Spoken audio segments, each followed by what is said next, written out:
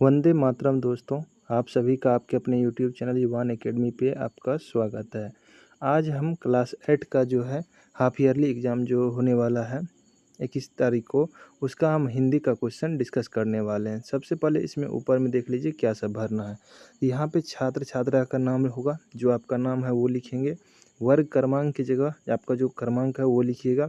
यहाँ पे विद्यालय का नाम लिखिएगा और आप जिस प्रखंड से है वो प्रखंड लिखिएगा। संकुल का नाम यहाँ लिखना है और यहाँ पे लास्ट में जिला का नाम लिखना है। ये 50 नंबर का एग्ज़ाम होता है, ठीक है।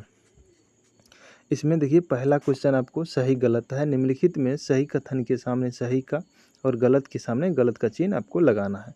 तो पहला क्वेश्चन है, हामिद के माता पिता जीवित थे? नहीं, हामिद के माता पिता जीवित नहीं थे, तो ये क्या हो जाएगा, आपको गलत हो जाएगा।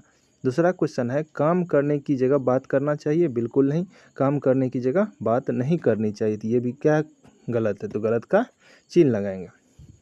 तीसरा क्वेश्चन है कि बाल गोविंद भगत विधवा विवाह के समर्थक थे? नहीं, ये विधवा विवाह के थे, तो ये सही हो जाएगा, क्योंकि बाल गोविंद जो थे विधवा विवाह के समर्थक थे। जाति प्रथा और बाल विवाह के ये समर्थक नहीं थे, लेकिन विधवा विवाह के समर्थक थे, तो ये सही हो जाएगा। उसके बाद घ नंबर है, बिहारी श्रृंगार रस के कवि थे? बिल्कुल सही है, बिहारी श्रृंगार रस के कवि थे। उसके बाद अंतिम क्वेश्चन है, सामान्यतः झरना केवल पहाड़ी इलाकों में पाया जाता है? बिल्कुल सही है ये भी, कि झरना सामान्यतः कहाँ पाया जाता है, तो पहाड़ी इलाकों में पाया जाता है। ये आपको 5 क्वेश्चन है, इसमें आपको प्रत्येक क्वेश्चन 2-2 नंबर का, तो 10 नंबर का है। नेक्स्ट क्वेश्चन पे चलिए देखते हैं।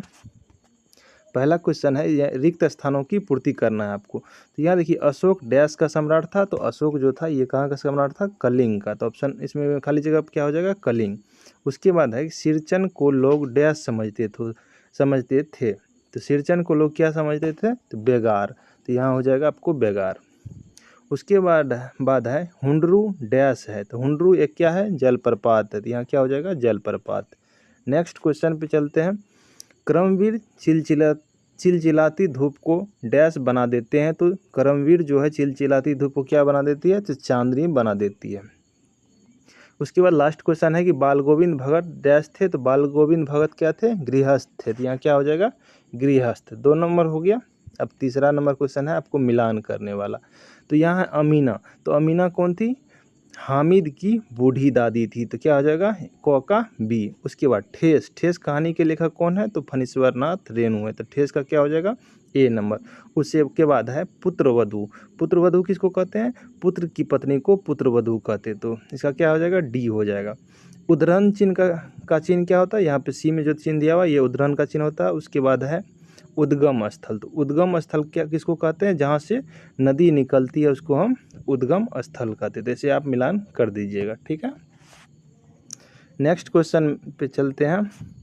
कहता है निम्नलिखित प्रश्नों में से किन्हीं 2 प्रश्नों का उत्तर दीजिए। तो आपको 3 प्रश्न दिया हुआ है, उसमें से आपको 2 का जवाब देना है। तो पहला क्वेश्चन है, कलिंग युद्ध के बाद अशोक ने कौन सा धर्म स्वीकार कर लिया? तो आपको लिखना है कौन सा स्वीकार किया था? तो बौद्ध धर्म। तो लिखना है कलिंग युद्ध के बाद सम्राट अशोक ने बौद्ध धर्म को स्वीकार कर लिया, ठीक है। 3 क्वेश्चन है, 2 ही का जवाब देना है। उसके बाद दूसरा क्वेश्चन है कि सिरचन क्या क्या बनाता था? तो सिरचन क्या था? एक कलाकार था जो कई तरह के चीज़ों को बनाता था, जैसे मोती, घास और पटेर से बनी रंगीन शीतल पाटी। उसके बाद और क्या बनाता था? पूंछ की रस्सी से बने बड़े बड़े जाले, सतरंगे डोरे के मोढ़े और बांस की तीलियों से बनी झिलमिलाती चीख आदि बनाते थे, ठीक है। तो 2 का जवाब देना था ये दोनों, या ये इसका जवाब देना है तो ये भी दे सकते हैं।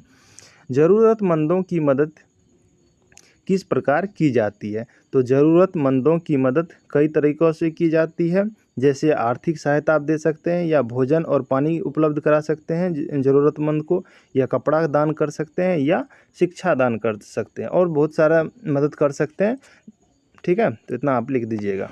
2 ही का जवाब देना, 3 का नहीं देना है आपको, क्योंकि 2 ही का जवाब देना है 3 में से। उसके बाद लास्ट क्वेश्चन है आपको 5 नंबर, ये 10 नंबर का क्वेश्चन है, तो आपको लगभग 100 शब्द में लिखना है। या तो आप ईद के बारे में लिख दीजिए, ईद के दिन हम लोग क्या करते हैं, या दिवाली के दिन हम लोग क्या करते हैं, ठीक है। दोनों में से जो आपको अच्छा लगे वो लिख दीजिएगा। तो आप देख लीजिए, ये दिवाली पे लिखा हुआ है, दिवाली, जिसे रोशनी का त्यौहार कहा जाता है, भारत में प्रमुख त्योहारों में से एक है। दिवाली को क्या कहा जाता है? रोशनी का त्यौहार कहा जाता है, जो भारत में मुख्य त्योहारों में से एक है। इस दिन लोग अपने घरों की साफ सफाई करते हैं, दियों और रंगोली से सजाते हैं। शाम को देवी लक्ष्मी और भगवान गणेश की क्या करते हैं? पूजा होती है। क्यों होती है? ताकि सुख समृद्धि आए। लोग नए नए कपड़े पहनते हैं, मिठाइयाँ बांटते हैं और पटाखे फोड़ते हैं। परिवार और मित्रों के साथ मिलकर उत्सव मनाया जाता है। दिवाली पर घरों में दीप जलाकर अंधकार पर प्रकाश की जीत का प्रतीक माना जाता है। यह त्यौहार प्रेम, खुशी और नई शुरुआत का संदेश देता है। तो या तो आप दिवाली पे लिख दीजिए या आप ईद पे लिख दीजिए, जो आपको अच्छा लगे उस पे एक लिख दीजिएगा, ठीक है। मिलते हैं नेक्स्ट वीडियो में। लाइक कीजिए, सब्सक्राइब कीजिए। Thank you.